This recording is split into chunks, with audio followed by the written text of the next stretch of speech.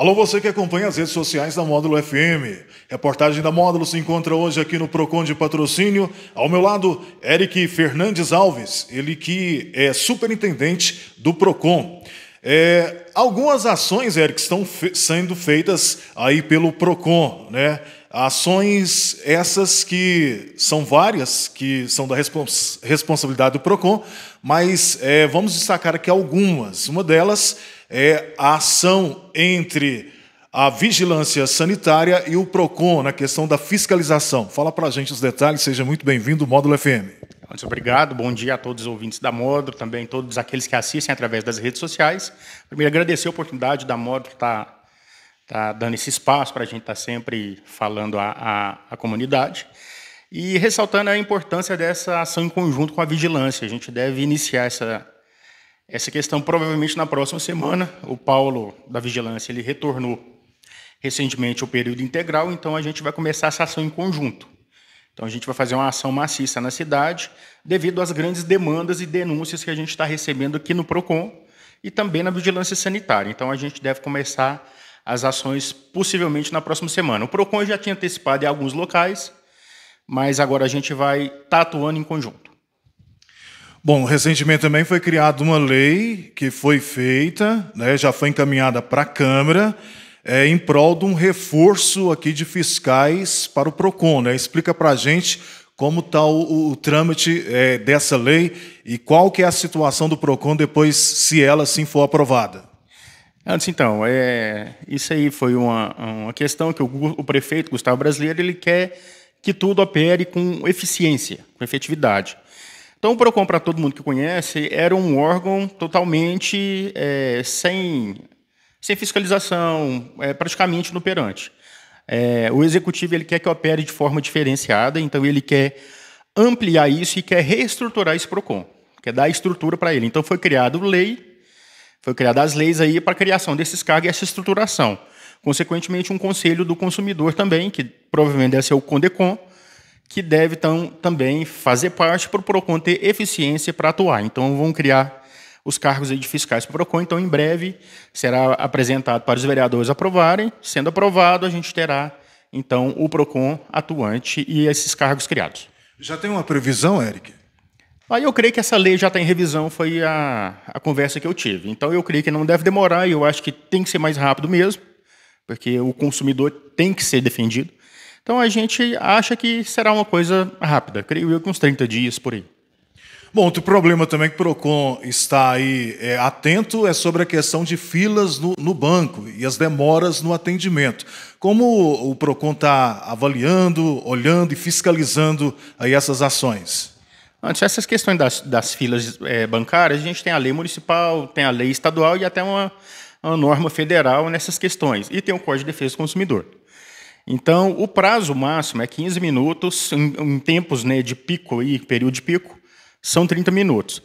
Então, assim, as agências bancárias, aqui em Patrocínio, está até que adequada bem, exceto uma agência que a gente está com fiscalizações contínuas e indo todos os dias nessa agência, exatamente para obrigar eles a cumprir a lei municipal, estadual e o Código de Defesa do Consumidor. Então, a gente já diminuiu muito nessa agência, as demais estão dentro do limite, a gente está acompanhando tudo certinho, e o nosso passo é finalizar com essa questão de filas, né? Então, a gente quer realmente que seja cumprido as leis municipais, estaduais e o Código de Defesa do Consumidor. Bom, Eric, o Procon, juntamente com a Sestran, Secretaria de Urbanismo, recentemente vocês fizeram uma reunião com as empresas representantes de internet na cidade sobre a questão aí dos fios soltos nos postes. E o que se tratou, o que foi definido nessa reunião?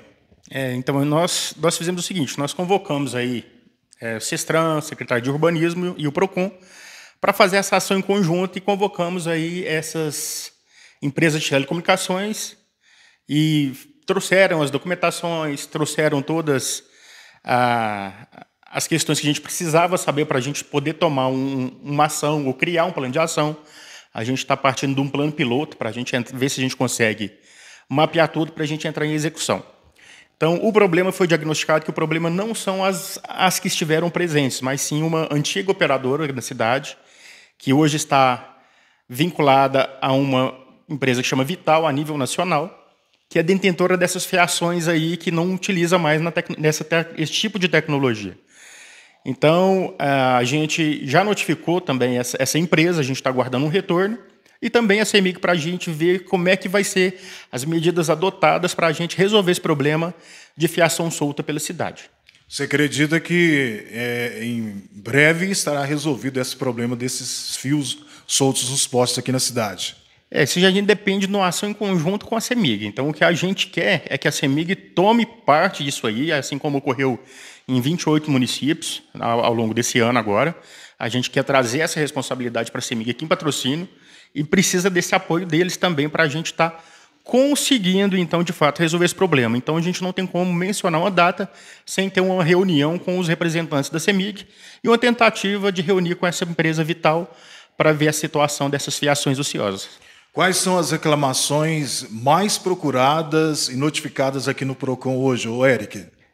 O PROCON tem um mix, né, de reclamações aqui, mas pegando essa parte dos aposentados, é o que mais pesa hoje em dia, os descontos indevidos. Então, a gente já verificou que o rombo na Previdência está superando 90 bilhões, e com maior conhecimento e ampliação dessas informações, as demandas estão cada vez aumentando na questão dos aposentados. Então, a maior demanda é nessas agências, que supostamente é como se fosse um sindicato que defendesse a categoria dos aposentados e pensionistas.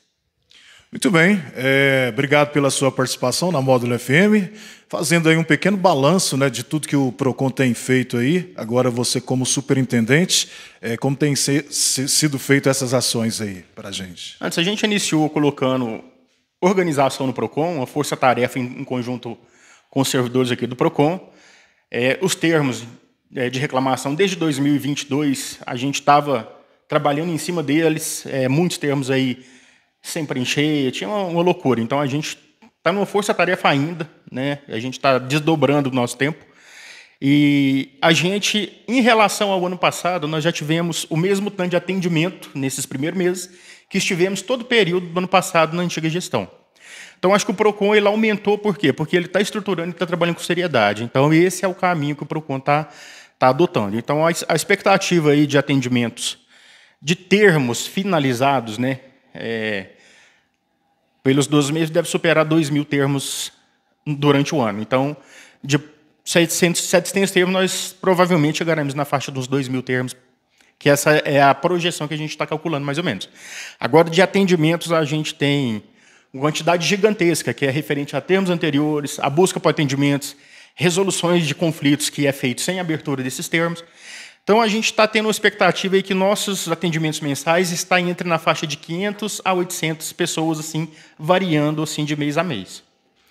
Tirando isso aí, o PROCON eu acho que está caminhando no caminho certo, já fizemos uma ação em conjunto com o CREF, já fizemos ação em conjunto com outras empresas aí ligadas à defesa do consumidor e às defesas de categorias, e a tendência é que a gente continue com essas demandas. Este é o superintendente do PROCON, Eric Fernandes Alves, com as imagens de Júlio Passos, reportagens do Anderson Salles, módulo Informação com Credibilidade.